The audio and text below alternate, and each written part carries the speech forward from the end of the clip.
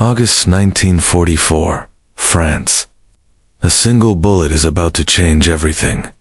800 yards away, a German general stands exposed.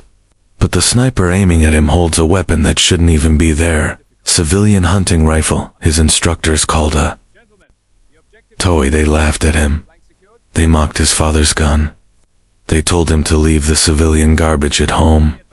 Now, with one shot, Sergeant Henry Hawk Lawson is about to prove them all dead wrong. This is the story of the deadliest toy on the battlefield.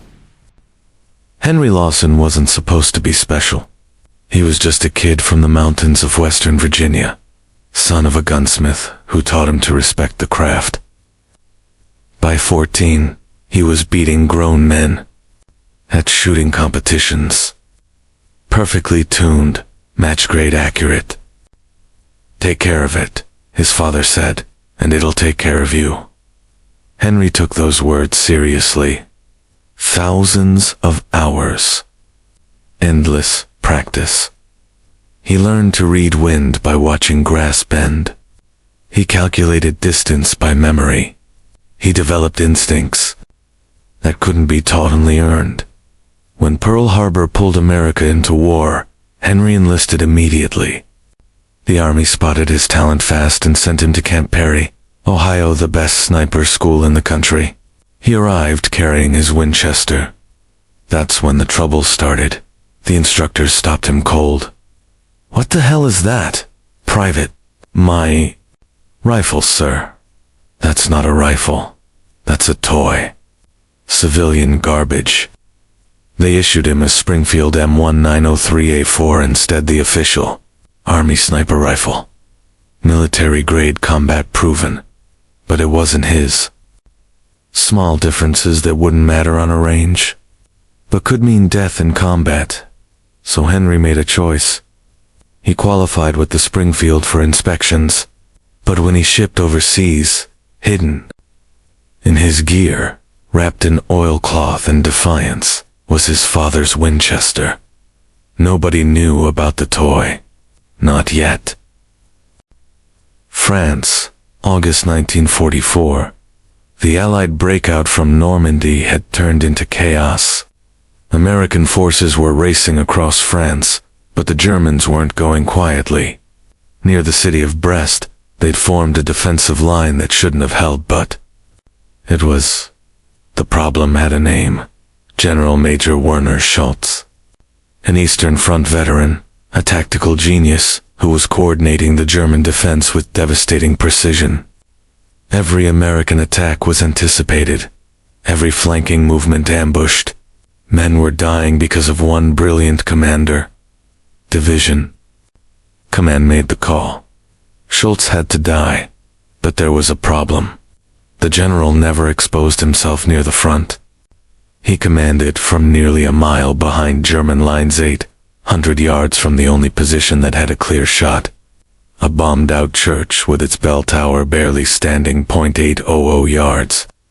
At that distance, a bullet takes a full second to reach its target. It drops over 100 inches. Wind can push it several feet sideways. This wasn't combat shooting, this was Olympic-level precision. The Army sent in their best sniper teams. Both failed. The Springfields couldn't consistently hit a man-sized target. At that range, under field conditions, the second team barely escaped alive when German artillery zeroed in on their position. That's when Sergeant Lawson stepped forward. "Sir, I can make that shot." His captain stared at him. "Two teams just failed with standard equipment. They're using the wrong rifles, sir. Wrong rifles.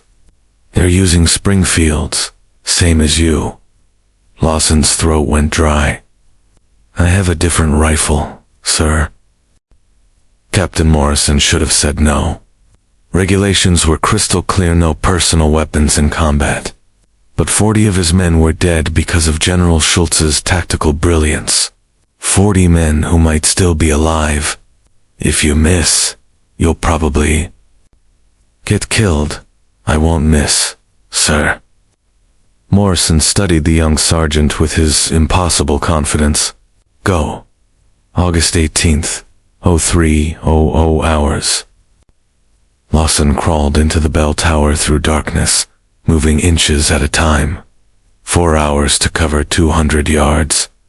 By dawn, he was in position. For the next 18 hours, he didn't move. He watched wind patterns, studied grass movement, calculated angles. 3 distinct wind zones between him and the target. Each one would affect the bullet differently. He identified Schultz's pattern. The general appeared every 4 hours. Always at the same spot near the map table. Always careful. Never long enough for an easy shot. But careful wasn't careful enough. August 19th, 07:15 hours.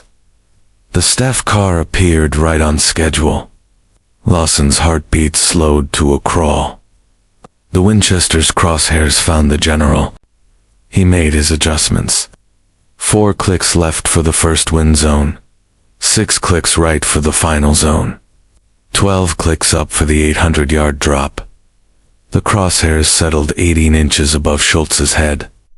At 800 yards, the bullet would fall that far. Lawson's finger touched the trigger, that perfect trigger his father had tuned years ago in a Virginia workshop. Clean, crisp, no creep. He squeezed. The rifle cracked. The bullet left a barrel at 2,800 feet per second. It climbed, peaked at 400 yards, then began its long fall. 1 full second after Lawson pulled the trigger, the .3006 round struck General Schultz directly below his left ear.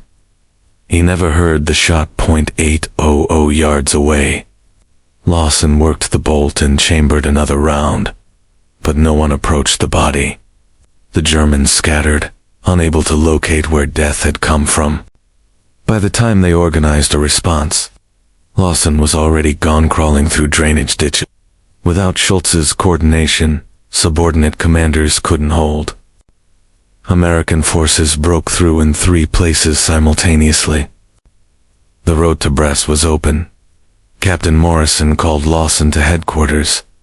800 yards. With a hunting rifle? Yes, sir. What's so special about that Winchester? Lawson thought carefully. My father tuned it when I was 16. I've put 10,000 rounds through it. He paused. I don't just know the rifle, sir. I am the rifle. I'm putting you in for the Silver Star, and I'm issuing an exception year. Winchester is now officially authorized equipment. Henry Lawson finished the war with 23 confirmed kills. But his real legacy, he changed how the military thought about marksmanship forever. The lesson wasn't that civilian rifles were better, it was that familiarity mattered more than specifications. A shooter who knows every quirk of their weapon will outperform anyone with technically superior equipment they barely understand. Modern sniper programs now teach exactly what that Virginia boy proved in a French bell tower. The human and the rifle must become one system. The instructors called his Winchester a toy. The German general's staff would have disagreed, but they couldn't. They were too busy running after their commander fell from a shot that came from nowhere. 800 yards? 1 bullet? Tree 1 general? All because a boy refused to abandon his father's rifle? Sometimes the weapon they mock becomes the weapon that wins.